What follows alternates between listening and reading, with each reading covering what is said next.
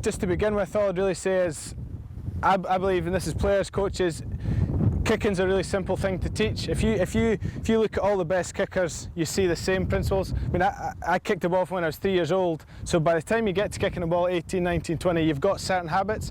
You know, Dan Parks is a completely different kicker to Stephen Jones, but what they do have is the same principles.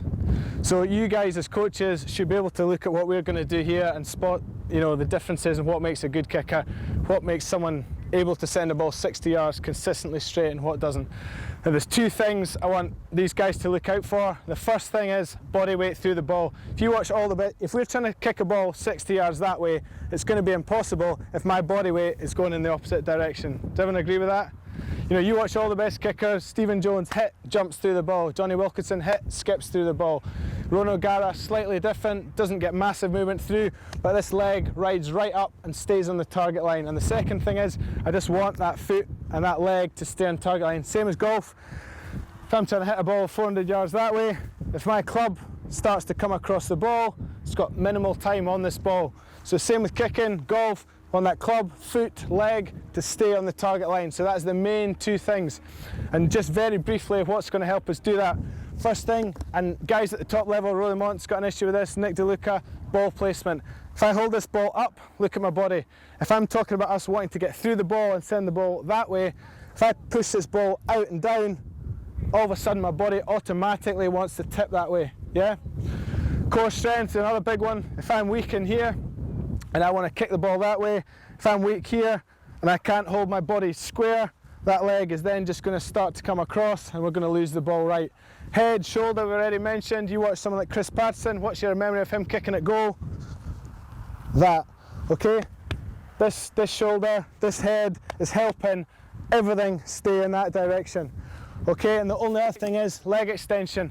Okay, and that's sort of twofold. If you're talking about generating power, if I'm talking about hitting a ball 400 yards at golf, Tiger Woods, he won't be able to do it with a half a backswing. You know, he'll be right up here. It's the same with kicking. I won't be able to kick a ball 60 yards that way if my leg only starts here. Okay, and if my leg starts here, it's likely to finish short as well. Okay, so I want this leg to start right the way back and I want it to finish right the way through.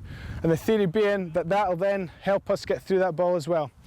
So what we're going to do now is we've literally just got 10 minutes and this is going to be a real rush.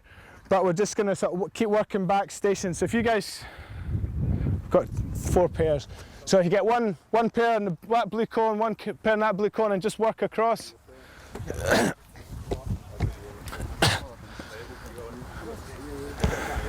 That should be, there's 8 people, so it should be four pairs.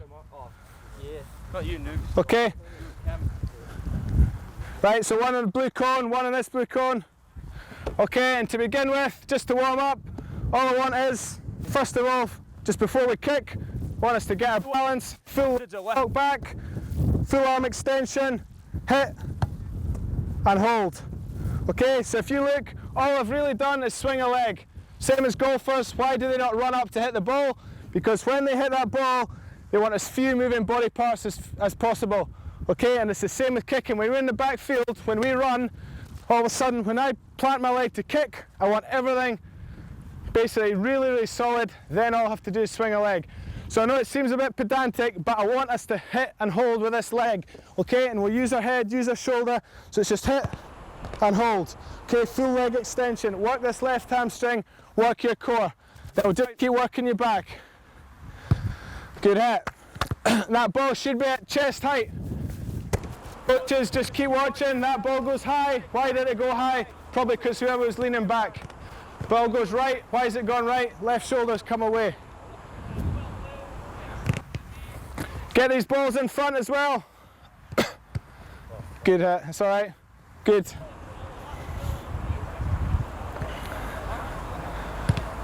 If you can, what did your leg do? Did it work? Did it work after the kick? No, work it through. Hit and hold. Good hit. Excellent balance. What's your body doing? Leaning back. Use your core. Keep it in. Good hit. Excellent use of the arm. Good work.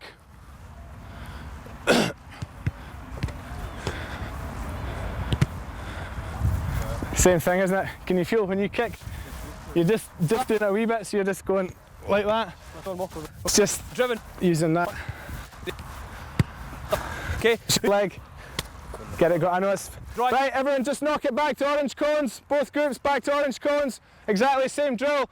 The only thing I will say is, how would people kick end over end, spirals? End over end, round the corner or straight? Straight, anyone round the corner? Right, okay. If we've just got a ball, I don't mind if we're round the corner, just get going 45 degrees, so it's more like you would in a game. If we hit spirals, it should just be the same.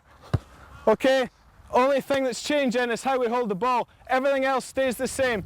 If we're going around the corner, like say, going 45 degrees, if you go around the corner, what is the one thing that I'm going to say? What's the one difference? Because you're on an angle, what's one key thing? Transfer helped by left shoulder. If I go around the corner and this drops away, this leg is going to whip like that. So you watch someone like Dan Parks when he kicks, he kicks in the corner, you watch what he does afterwards. That's what he does. This left leg shuffles about 6 inches. That I've been there. is at target, and that left arm stays like that, okay? So just just tinker with it as you would in a game, as you would what your natural kick is, but the same principles keep coming out. Leg at target, core, body at target. And you go. And that's it. Keep walking. What's your body weight doing? Just going back. Just hit. Your body just stop working. Use your core, work your body. Great ball. If you can, keep that leg up. Better. See how your weight still wants to come. Just stay in. Use this left shoulder. Ball. Good hit. Right, knock it back to yellow cones. What's that ball? Right, so exactly the same thing now. You're at maximum distance. This time. Momentum into the ball. This time, if you lose your balance, I will allow you to lose your balance coming forward. But again, this ball should be, you're going to put your body under more stress now. You're going to have to swing this leg harder, but everything else should be exactly the same. Okay? So just fire that ball across, use the core, use the shoulder, full leg extension. If you have to lose your body, always comes forward. Remember, our weight is never going the opposite direction to the ball. Ball. Good hit.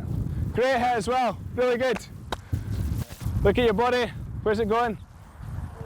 Forward, then back. I want it forward. Forward again. Okay. Good.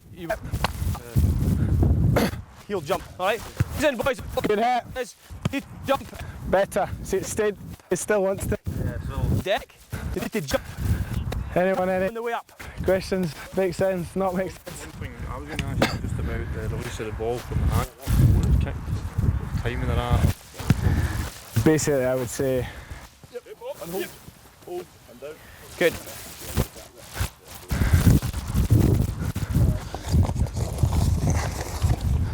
Guys that hit spirals Time. Let's want this left hand drive the ball into my foot, but it's impossible for me. If the guys that take this arm away quickly, the only way to hold the ball is to tilt it like that, and if I hit that, it's now going to go. So basically all I say is this left hand drives that ball onto there, it drives it down, and that will also help with, you know, if this comes away, this is going to happen. If I use this, do that, all of a sudden the body's staying in. Okay, Spurs though. And again, yeah, totally, because it's all about, that's the first point, and it's all about the ball placement. That the most consistent kickers have got a regular ball placement exactly the same every time.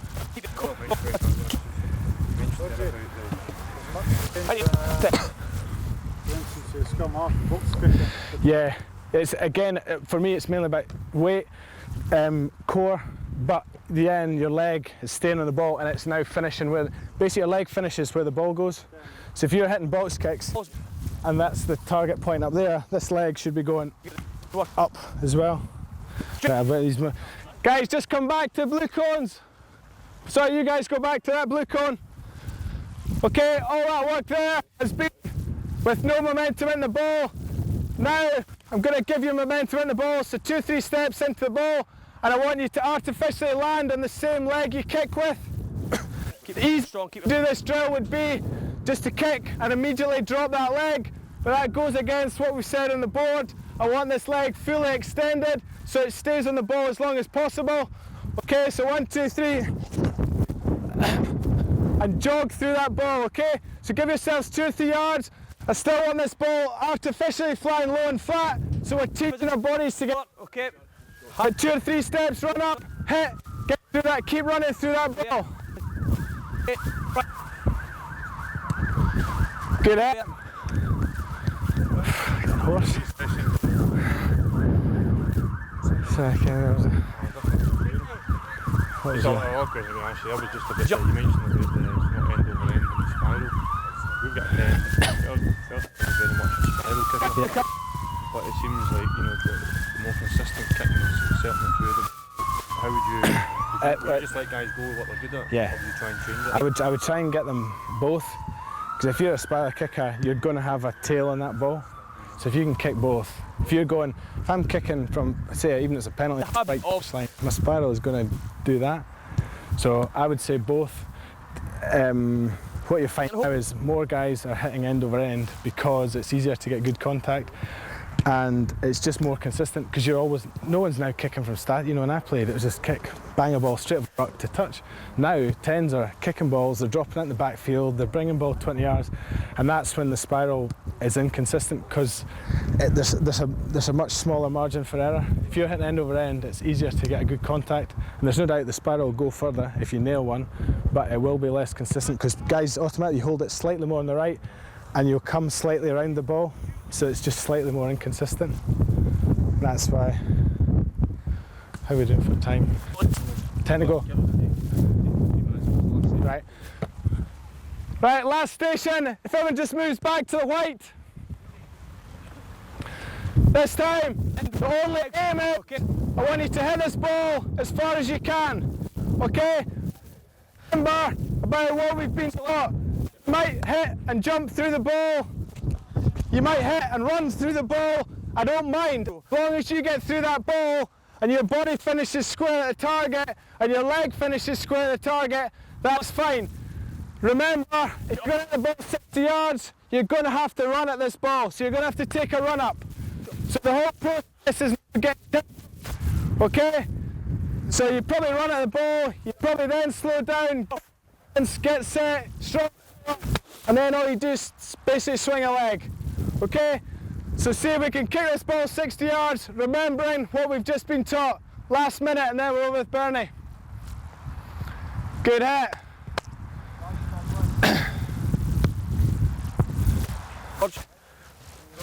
So if you're as high as that, just a drive. Okay? You need to get up. Just keep it going Yeah, minute. Some kicks in. Good hit.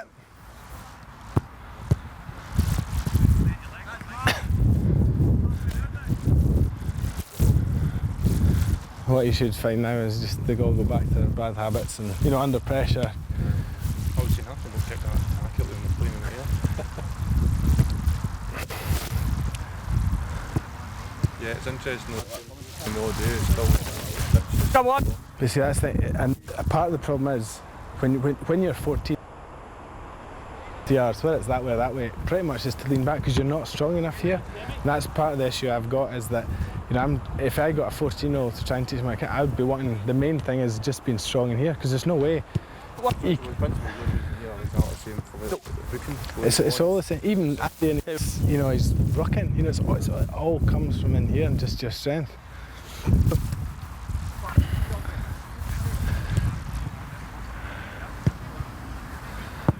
Right, last kick each, then come in. See, already you've got no momentum through the ball. You kick a ball, but afterwards you just stop. Right, just come in. We'll go with Bernie now. Actually, just meet in here quickly. Just jog in.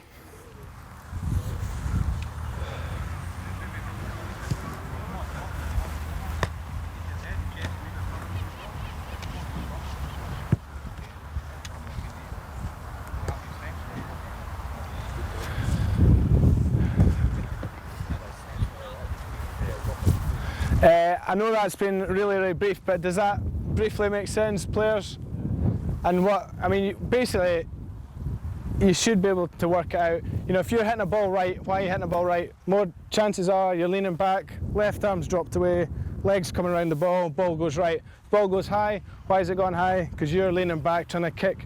So, and it keeps coming back. The main things are, if we're going to get our body weight through the ball and our leg through the ball, we need to be strong in here. And the other big thing is just our ball placement. And we've got guys at national level that have got a problem with that as well. You know, you've got to get that ball out and down. If I start in that position, chances are my body already wants to move through that ball. Coaches, if there's any questions, get me just in a sec, but hopefully that makes sense. And it's been really brief, but just over Bernie now.